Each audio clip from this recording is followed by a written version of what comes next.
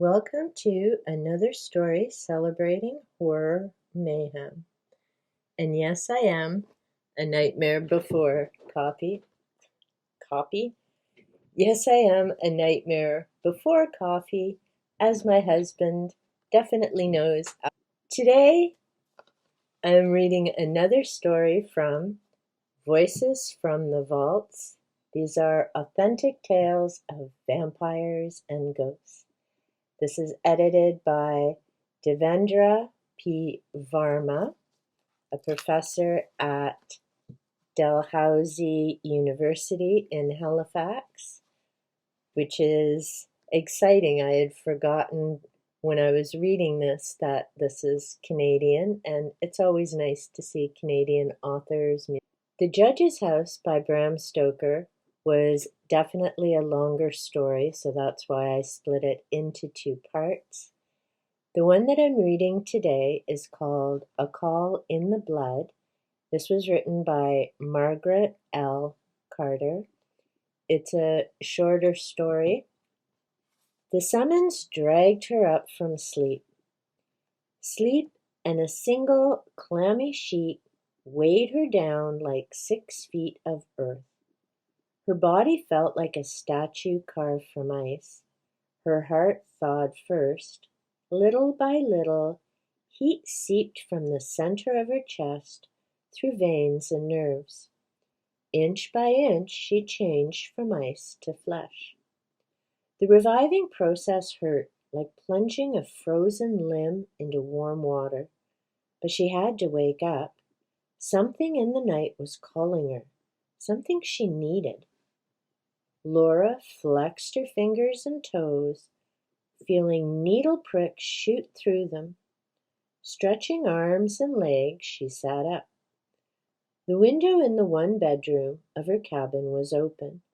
No screen. In this somewhat ramshackle resort, most of the cabins seemed to be missing at least one screen. November in the Blue Ridge Mountains meant chilly nights. The first frost had fallen earlier this week, and soon the snows would come. Yet as Laura, in her sleeveless, V-neck gown, pulled herself to her feet, one hand clutching the brass bedpost, she stood by the open window without shivering.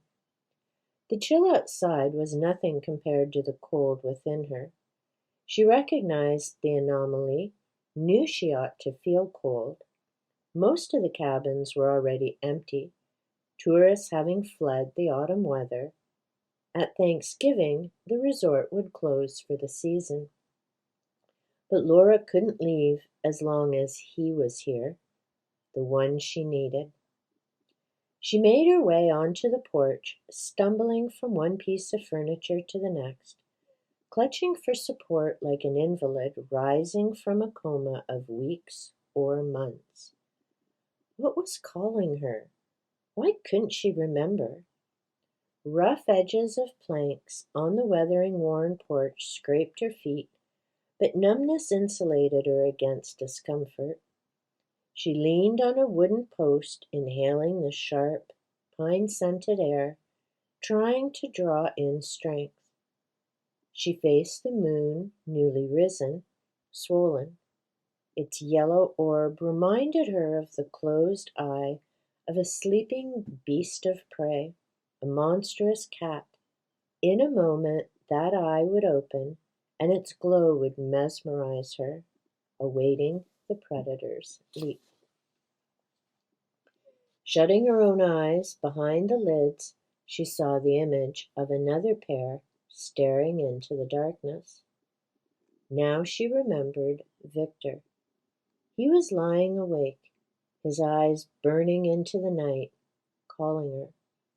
She stepped off the porch. The rustle of leaves underfoot jarred her more fully awake. Why was she preparing to grope through the woods, half naked, on a cold night? Shame flooded her. Squeezing both arms tightly across her chest, she stood rigid, resisting the call. She felt it as wires constricting her neck and breasts. Pain burned in her parched throat. her loins, the pit of her stomach. She took a step away from the house, and the pain slackened.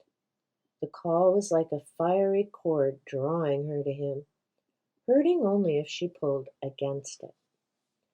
Superimposed upon the black columns of tree trunks, she saw his eyes staring into the night, willing her to come.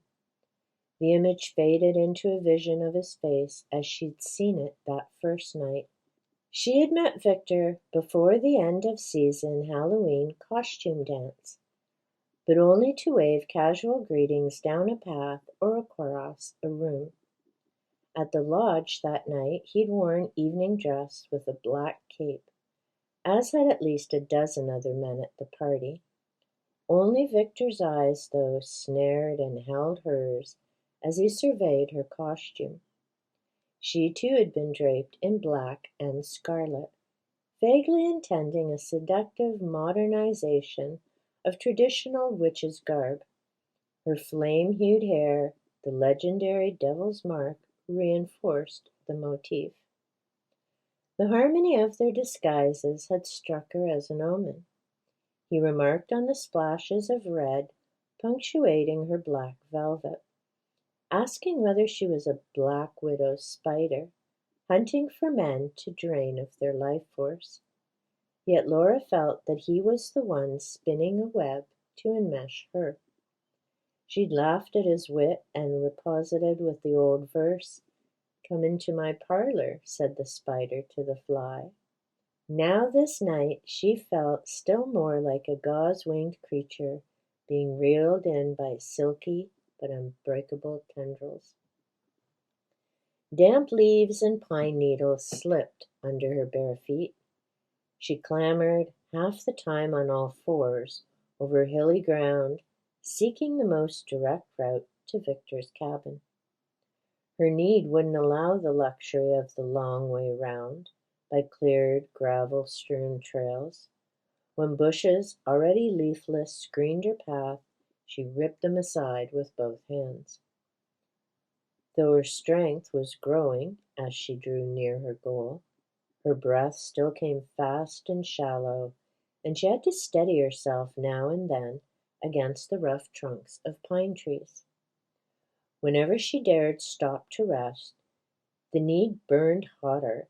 A constriction in her loins wrung a moan from her. She passed on. As Laura shoved vines out of her way, a thorn scraped the back of her hand. Barely feeling the pain, she raised her hand to gaze dully at the scratch. A thin red slash blossomed across her skin. Her breast tightened and tingled at the scent of blood. For a moment she forgot to move as the vivid color held her eyes. Had she always seen this well in the dark, or only since Victor? She couldn't remember. In fact, when she strained her memory, she could recall nothing about her life before arriving at the mountain cabin. Memory teased like the tune of a song humming in her head, the lyrics irrecoverable.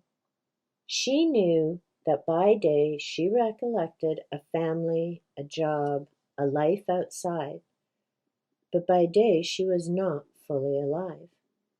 Sunlight made her head ache, driving her indoors.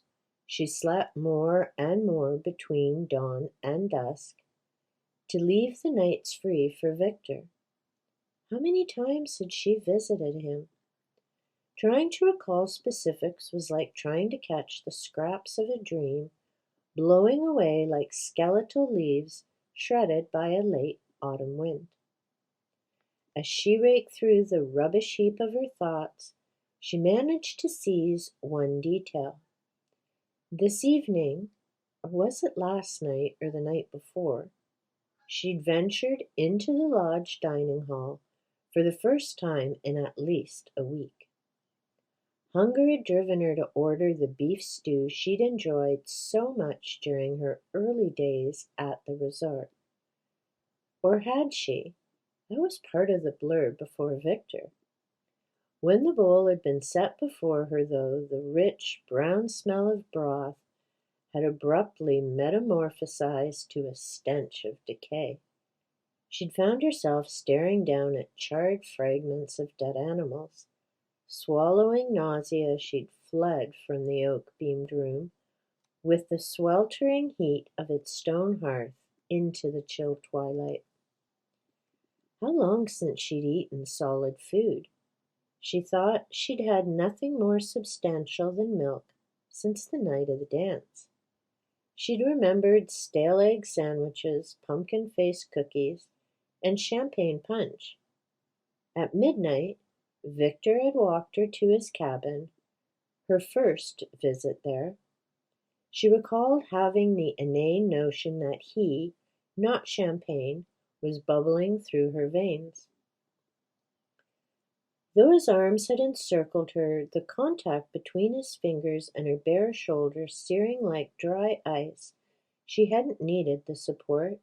She'd felt herself gliding above the earth like an astral body, released from its flesh, her perception heightened so that mundane objects pulsed with a firefly glow, a tantalizing contrast to her present torturous advance.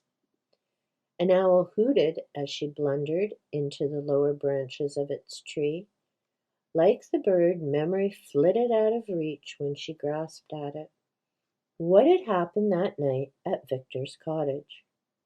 Why did the need for him grip her vitals like a taloned fist, coil through her veins like the craving for a drug? She remembered the smooth shedding of his cloak, her dress. She relived, lying on his narrow bed, side by side, her full length pressed to his. And then, only disconnected snapshots viewed through a crimson fog, sparks flashing behind her eyelids like lightning leaping across a summer night sky.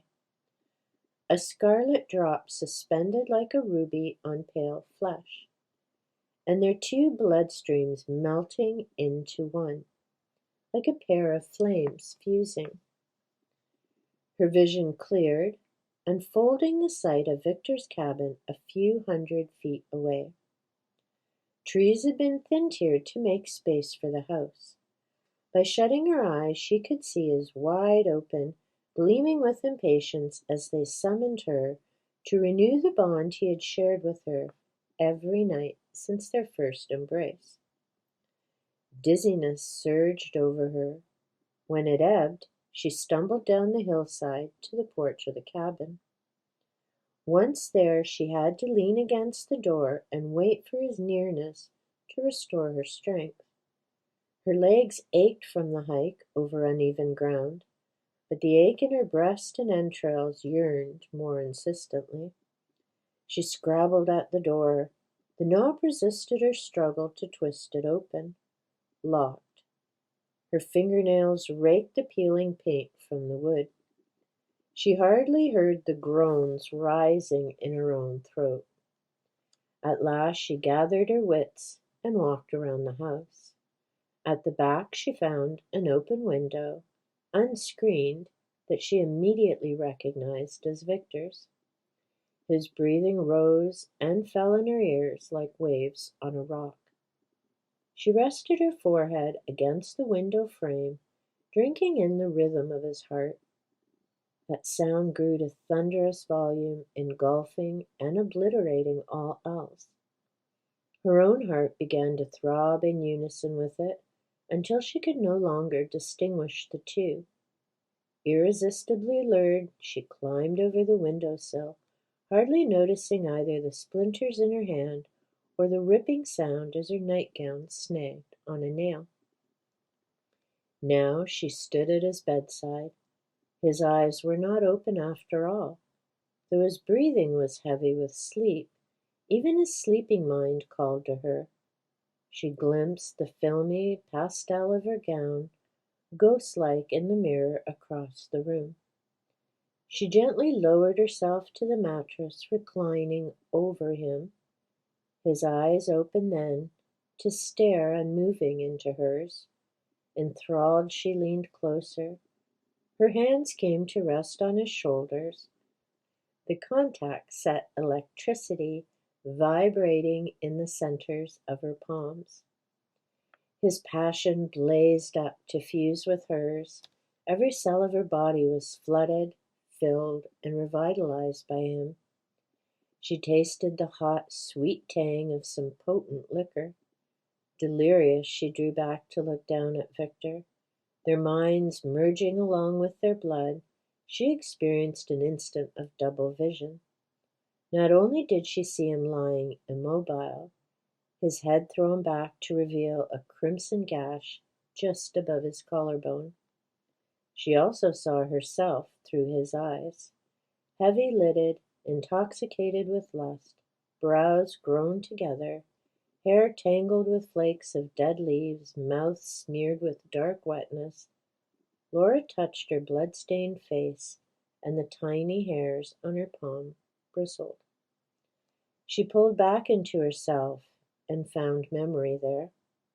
She recalled what her self-loathing had made her forget, that she had spun the web for him, that he was the thrall and she the demon who had drained his life. Night after night, her thirst so fixed on him that she could not resist returning over and over, no matter what the cost. She turned from her entranced prey to the mirror. She caught only a glimpse of red-stained lips curled back from voracious teeth before her image faded into nothingness. That was A Call in the Blood. If you enjoyed that story, be sure to give the like button a little tickle. If you enjoy bookish content, silly cat videos, nature clips, be sure to click the subscribe button and turn on the notification bell so you know when I upload content that may be of interest to you. Let me know what you're reading for Horror Mayhem. And until next time, be sure to take good care.